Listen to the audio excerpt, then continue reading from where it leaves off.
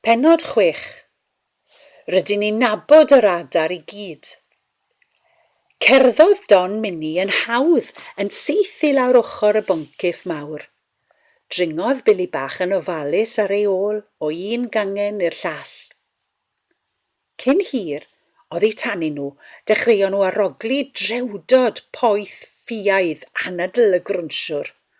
A nawr, roedd y mwg melyngoch yn codi'n gymylau trwchus i fyny'r canghennau is. Sut olwg sydd arno fe? Sibrydodd Bili. Does neb yn gwybod, atebodd Don Mili. Mae e'n gwneud cymaint o stêm a mwg fel nad wyt ti byth yn gallu ei weld. Os wyt ti'n tu ôl iddo, rwyt ti'n gallu cael cip ar rannau bach ohono fe, oherwydd bod y mwg i gyd yn cael ei chwythu allan yn y blaen. Mae rhai Minpinnau'n dweud eu bod nhw wedi gweld eu goesau ôl, rhai enfawr a du a blewog iawn, yr un siap a choesau llew, ond 10 gwaith yn fwy. Ac mae sôn bod ei ben fel pen crocodile anferthol, gyda rhesi a rhesi a rhesi o ddanedd miniog. Ond does neb yn gwybod yn iawn. Cofia di, rhaid bod ganddo ffroenau anferth mwyn gallu chwythu'r holl fwg yna allan. Arhoson nhw'n llonydd a gwrando, ac roedden nhw'n gallu clywed y grwnsiwr yn pystylad y ddeiar wrth ffôn y goeden a'i garnau anferth, ac yn ffroeni'n farus. Mae e'n daroglu di, meddai Don Mini. Mae e'n gwybod nad wyt ti'n bell i ffwrdd. Bydd e'n aros am byth i dy gael di nawr. Mae e'n dwlu ar fodau dynol, a dyw e ddim yn gallu dala nhw'n aml iawn. Mae bodau dynol fel mefus a hufen iddo fe. Rwyt ti'n gweld, mae e'n byw ar Minpinnau ers misoedd, a dydy miloedd o Minpinnau ddim hyd yn oed yn bryd bach iddo fe. Mae'r bwystfil yn llwglyd. Dringodd Bili a Don Mini yn ôl i fyny'r goeden, at y man lle roedd yr holl Minpinnau eraill wedi ymgasglu. Roedden nhw'n falch o weld bod Bili bach wedi dod yn ôl yn ddiogel.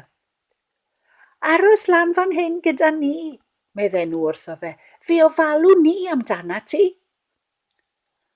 Ar hynny, glaniodd gwennol las hyfryd ar gangen gerllaw, a gwelodd Bili fam Minpin a'i 2 blentyn yn dringo'n hollol hamddenol ar gefn y wennol. Yna cododd y wennol a hedfan i ffwrdd gyda'i theithwyr yn eistedd yn gyfforddus rhwng ei hadenydd.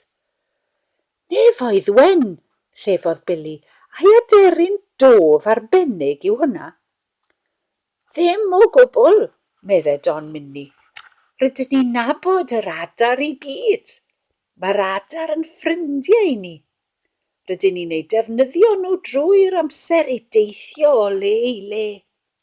Mae'r fenyw honna'n mynd â'i phlant i weld i mam gi sy'n byw mewn coedwig arall, tua 100 milltir i ffwrdd. Byddan nhw yno cyn pen llaen ag awr.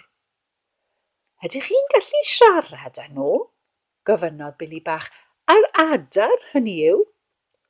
Wrth gwrs ein bod ni'n gallu siarad â nhw, meddai Don Mini. Rydyn ni'n gallu galw arnyn nhw unrhyw bryd rydyn ni eisiau, os oes rhaid i ni fynd i rywle. Pa ffordd arall y bydden ni'n cael ein cyflenwadau o fwyd lan fan hyn? Oherwydd y grwnsiwr crasboeth, mae'n amhosibl i ni gerdded i unrhyw le yn y goedwig.